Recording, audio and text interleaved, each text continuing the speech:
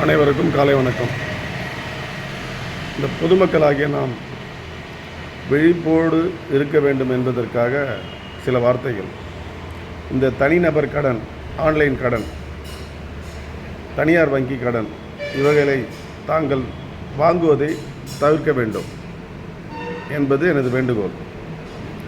இப்படிப்பட்ட கடன் சுமைகளால் நேற்றும் கூட ராணிப்பேட்டையில் 2 குழந்தைகளை கொன்றுவிட்டு தந்தை போய் ரயில் முன் பாய்ந்து தற்கொலை செய்து கொண்டார். மன அழுத்தம்.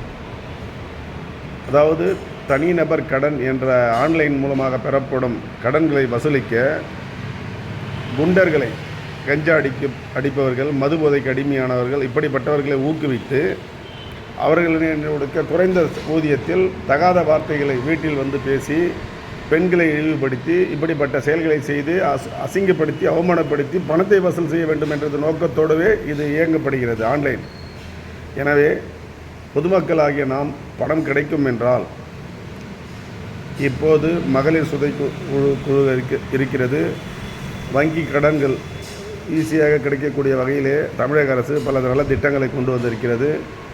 இப்படிப்பட்ட இருக்கும்போது நிதி நிறுவனங்களின் மூலமாக செல்வதை விட இந்த கட்ட பஞ்சாயத்து, மீட்டர் வட்டி, அப்படிப்பட்ட வட்டிகள் எல்லாம் ஒழிக்கப்பட்டு விட்டது தமிழகத்திலே. ஆனால் இப்போது ஆன்லைன் கடன், உங்களுடைய ஆதார் எண்ணையும் பேன் கார்டையும் காண்பித்தால் 5 லட்சம் 10 லட்சம் என்று உங்கள் வங்கி கணக்கில் செலுத்திவிட்டு, அதற்கு நீங்கள் 10 லட்சம் செலுத்திவிட்டாலும் மீண்டும் 10 லட்சம் நீங்கள் செலுத்த வேண்டும் என்று தகாத வார்த்தைகள் பேசும்போது தற்கொலைக்கு முடிவெடுக்கிறார்கள்.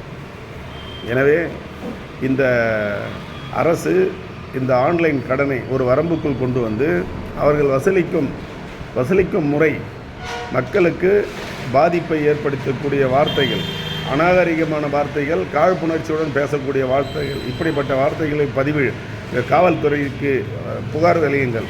காவல்துறை நிச்சயம் அந்த வழக்கை பதிவு செய்து சம்பந்தப்பட்டவர்களை அழைத்து எச்சரித்து அதற்கான நடவடிக்கையை மேற்கொள்ளும். தற்கொலைக்கு முடிவெடுக்காதீர்கள், அது இதற்கு தீர்வு அல்ல. எனவே இந்த ஆன்லைன் கடன்களை பெறுவதை குறைத்து கொள்ளுங்கள். வேண்டாம் அந்த தொழில். இதனால் பாதிப்பு அவரவர்கள் வீட்டிற்கே வந்து அவர்களை மிரட்டுவதும், இது குண்டர்களையும் ரவுடிகளையும் சட்டவிரோத செயலில் ஈடுபடக்கூடியவர்களுமே இதுக்கு பயன்படுத்துகிறார்கள் என்பதுதான் உண்மை.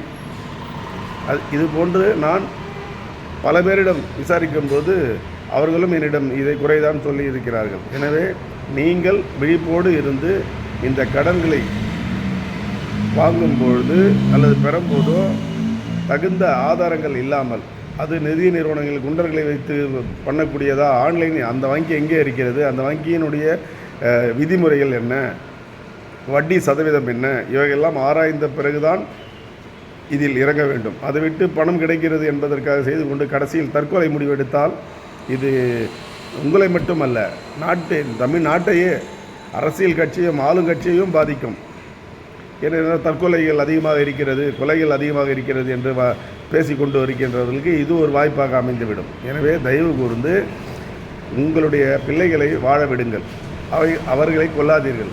நீங்கள் பட்ட கடனுக்காக நீங்கள் செய்யும் தவறினால் அந்த 2 குழந்தைகளை கொன்றுவிட்டு ரயில் முன் பாய்ந்து தற்கொலை செய்து கொண்ட ஒரு வருத்தமான செய்தியை இனி தமிழகத்தில் நடக்கக்கூடாது என்பது எனது பணிவான வேண்டுகோள்.